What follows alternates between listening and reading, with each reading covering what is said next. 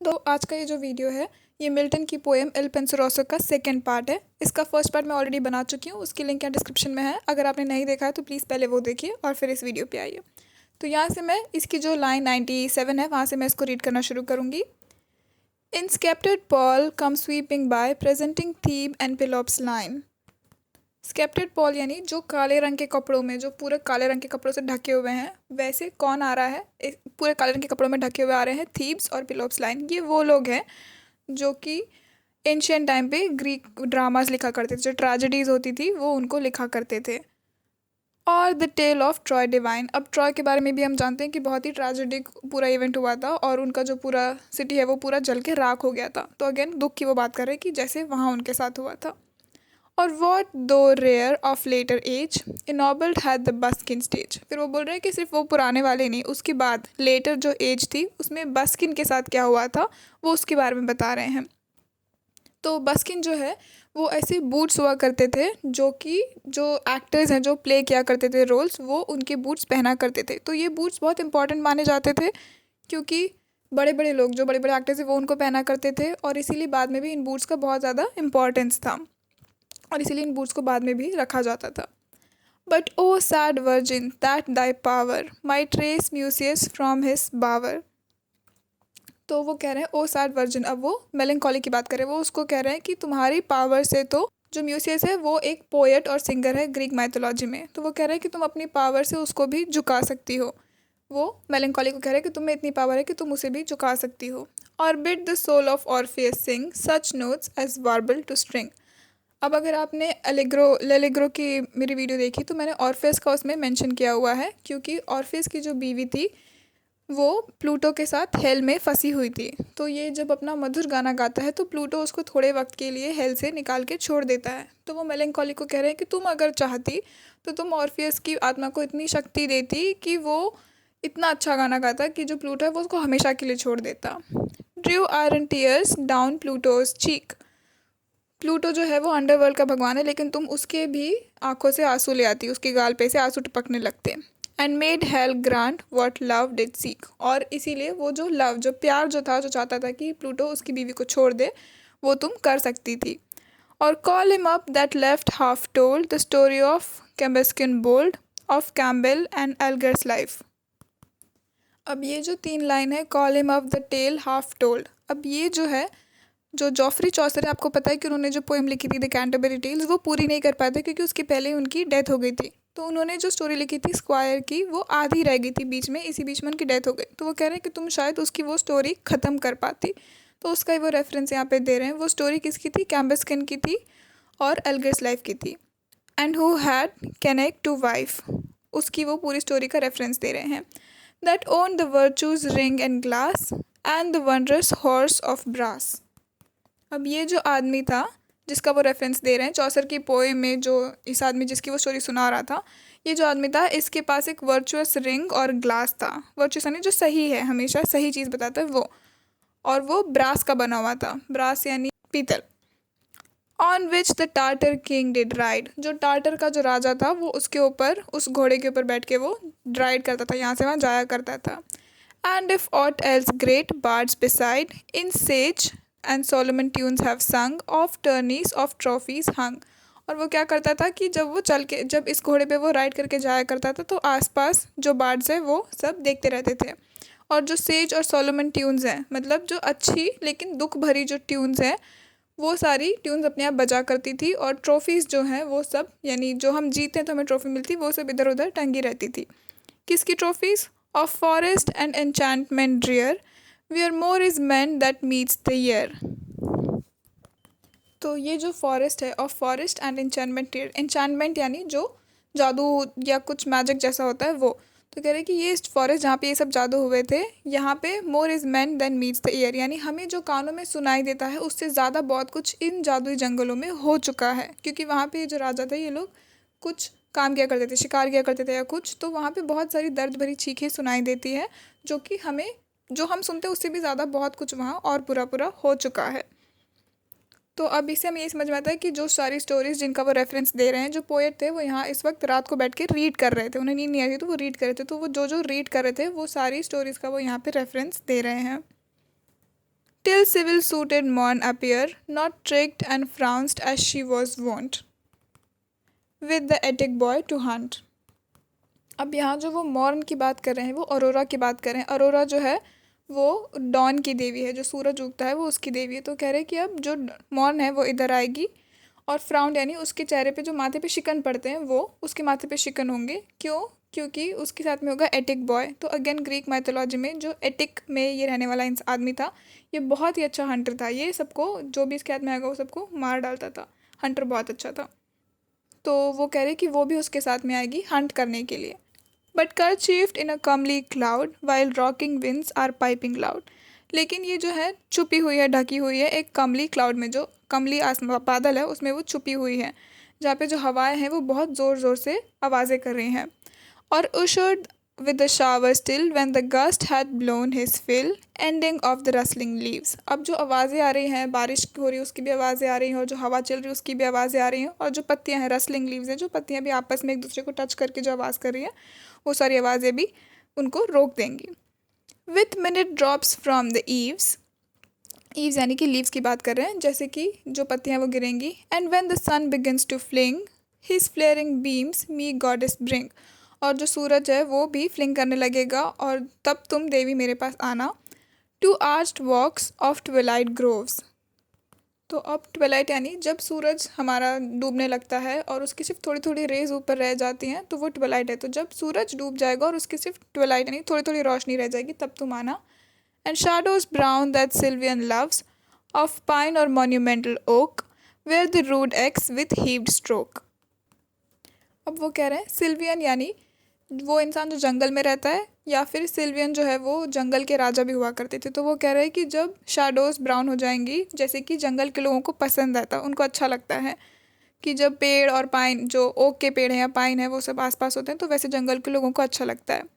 Where the rude axe with heaved stroke, जो axe है यानी जो कुल्हाड़ी है वो अपने स्ट्रोक से पेड़ों को काट देती है। Was never heard the nymphs to daunt or fright them from their hallowed haunt, जो निम्स हैं, जो देवियाँ हैं, जो नेचर की देवियाँ हैं, उनको सबको वो डरा के वहाँ से भेज देते हैं। There in close covert by some brook where no profaner eye may look, तो अब वो कह रहे हैं कि किसी छुपी हुई जगह पे जहाँ पे ब्रूक यानी झरना होता है, तो जो ऐसी छुपी हुई किसी जगह पे झरना होगा जहाँ पे प्रोफेनर यानी कोई पाप करने वाला इंसान, उसकी आंखें कभी भी तुम्हें देख नहीं पाएंगी, ऐसी जगह तुम छुप जाना। Hide me from day's garish eyes, जो दिन की जो तीखी तीखी नज़रें हैं तुम उससे मुझे हटा लो। दिन की तीखी नज़रें यानी सूरज की नज़रें, क्योंकि जब पोएट है वो इस वक्त काफ़ी दुखी है, जब आप दुख में होते हो तो आपको अभी सूरज में घूमने फिरने का मन नहीं करेगा। तो कह रहा है कि तुम उस वक्त मुझे ऐसी किसी जगह पे झरने के पीछे या जंगलों में तुम मुझे छुपा देना। While the bee with honey thigh that at her flower work doth sing, कब? जबकि जो मधुमक्खी है उसके वो अपना जो शहद है वो इकट्ठा कर चुकी है और वो गाना गाते हुए अपना काम कर रही है।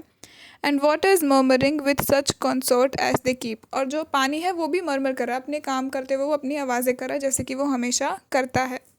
Entice the dewy feathered sleep, तो एंटाइस यानी कि किसी को हम अट्रैक्ट करते हैं, तो वो कह रहा है कि वैसे ही मैं भी एंटाइस करूँगा, किसी को नींद की तरफ आकर्षित करूँगा। And let some strange mysterious dream wave at his wings in airy stream, और कोई स्ट्रेंज, कोई अजीब सा मिस्टीरियस सा ड्रीम आएगा, कोई सपना आएगा, उसे अपने पंखों पे बिठाल के ले जाएगा। Of lively portrait displayed softly in my eyelids laid, softly on my eyelid laid, मेरी आँखों, आईलिड यानी जो मेरी पलकें हैं उसके ऊपर ऐसा ही कुछ पोर्ट्रेट मैं बना दूंगा, बिछा दूंगा। And as I wake sweet music breathe about above or underneath, और जैसे ही मैं उठूँगा तो मुझे ऐसे किसी मधुर म्यूज़िक में, ऐसे किसी मधुर गाने में तुम मुझे सांस लेने देना जो कि मेरे ऊपर, मेरे आसपास और मेरे नीचे यानी मेरे हर तरफ वैसा ही कोई गाना हो। Sent by some spirits to mortals good, अब जैसे कि आपको याद होगा कि इमॉर्टल यानी जो कभी नहीं मरता है, तो मॉर्टल यानी जिसकी मौत हो जाएगी, तो ऐसा कुछ जो किसी आत्मा ने भेजा है, कुछ मॉर्टल यानी ख़त्म हो जाने वाला अच्छा। और the unseen genius of the wood, या फिर जो जंगलों का जो स्पिरिट है, जो गार्जियन स्पिरिट है जंगलों का, वो। But let my due feet never fail, लेकिन जो मुझे कभी भी तुम हारने मत दो, कि कभी भी मेरी हिम्मत ना ख़त्म हो। अब हमारा जो नेक्स्ट स्टैंज़ा है, वहाँ पे जो पोएट है वो मेलंकोली को कह रहा है कि तुम मुझे अपने जो हॉलवे वहाँ पे तुम मुझे चलने दो। वो हॉलवे जहाँ पे लाइट बहुत कम है, जहाँ पे जो ग्लास की विंडो है, जो कांच है, उसके ऊपर दाग लगे हुए हैं, और जो ऑर्गन करके एक म्यूज़िकल इंस्ट्रूमेंट होता है वो पीछे बैकग्राउंड में चल रहा है, और कॉयर जो है वो गाना गा रहे हैं, और वो सारी खुशियों को डिज़ोल्व कर रहे हैं, डुबाते जा रहे हैं, खुशियाँ सारी कम होती जा रही हैं, और मुझे हेवन से ऐसा एक विजन दो। ये नेक्स्ट स्टैंज़ा में जो पोएट है वो वही पूरा एक्सप्लेन कर रहा है, तो मैं रीड कर रही हूँ। To walk the studious cloister pale and love high embowed roof, जो तुम्हारी ऊंची ऊंची रूफ छत जो है, ऊंची ऊंची छत, वहाँ मुझे चलने दो। विथ एंटिक पिलर्स मासी प्रूफ, जहाँ बहुत बड़े बड़े पिलर्स हैं, मासी यानी बहुत बड़े। And storeyed Windows richly light, जो तुम्हारी विंडोज़ हैं, जो खिड़कियाँ, वो भी बहुत ऊपर हैं। कास्टिंग अ डिम रिलीजियस लाइट, और जो है वहाँ पे रिलीजियस लाइट, यानी तुम्हारा जो धर्म है, धर्म से भरी हुई पूरी रोशनी है वहाँ पे। There let the pealing organ blow, जो ऑर्गन म्यूजिकल इंस्ट्रूमेंट है वो आवाज़ कर रहा है, बज रहा है। To the full voiced choir below, choir यानी कॉयर, जो लोग गाना गाते हैं क्वायर में, वो क्वायर जो गाना गा रहे हैं वो। In service high and anthems clear as may with sweetness through mine ear, और जब वो ये सब लोग गाना गा रहे हैं और सारे एंथम्स जो हैं वो बज रहे हैं, गा रहे हैं, तो मेरे कानों में सिर्फ वही आवाज़ आनी चाहिए। Dissolve me into ecstasies and bring all heaven before mine eyes, और इसीलिए जो मेरी सारी खुशियाँ हैं वो ख़त्म हो जाएंगी, और मुझे जो है हेवन दिखाई देने लगेगा, जो स्वर्ग है मुझे अपनी आंखों के सामने दिखने लगेगा। And may at last my weary age find out the peaceful hermitage, तो हर्मिट वो लोग होते हैं जो कि शहरों में लोगों के साथ रहना पसंद नहीं करते, उनको अकेले अलग थलग सबसे रहना उन्हें अच्छा लगता है, शांति से अकेले जीवन गुजारना। तो कह रहा है कि इसीलिए जब मेरी उम्र हो जाएगी, जब मेरी उम्र ख़त्म होने लगेगी, वेरी एज, जब सब ख़त्म होने लगेगा, तो मैं एक पीसफुल हर्मिटेज, एक शांति से भरी हुई अच्छी शांत जगह जाके अकेले में रहने लगूँगा। The hairy gown and mossy cell where I may sit and rightly spell, तो ये भी काफ़ी इंटरेस्टिंग है। हेयरी गाउन जो है वो एक तरीके का हेयर का शर्ट होता था, जिसे कि मॉन्क्स लोग पहना करते थे।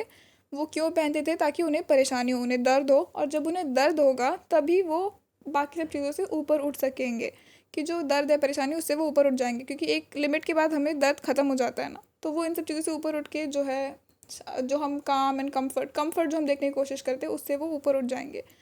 तो वो वैसे ही कह रहे हैं कि मुझे भी दर्द मिलेगा, और मॉसी सेल, जो मॉस यानी जो काई जम जाती है, वैसे सेल में वो रहा करते थे दर्द झेलने के लिए, ताकि वो पेंसिव बने, वो कुछ सोच सके, सोच विचार कर सके, खुशियों से ऊपर उठ सके। Here I may sit and rightly spell, तब मैं वहाँ बैठूँगा ऐसी जगह पे और चांट करूँगा। Of every star that heaven doth shew, किसके बारे में मैं सोचूंगा? हर वो सितारा जिसको हेवन ने दिखाया है। And every herb that sips the dew, और हर वो हर्ब यानी छोटे छोटे हरे जो पौधे होते हैं वो, जो कि ड्यू, जिसके ऊपर ओस की बूंदें जम जाती है। Till old experience do attain to something like prophetic strain, ताकि जो मेरे पुराने जितने भी एक्सपीरियंस, जो भी मैंने कुछ सीखा है, वो सब मैं वापस ला सकूं, और प्रोफेटिक स्ट्रेन यानी मैं ऐसा कुछ विचार कर सकूं, जो अभी तक मैंने सीखा अपने एक्सपीरियंसेस से, मैं उससे कुछ ऐसा समझ सकूं कि जीवन में मुझे सच्चाई के बारे में, जीवन की सच्चाई के बारे में मुझे पता चले। जब मैं बैठ के सोचूंगा तो मुझे पता चलेगा।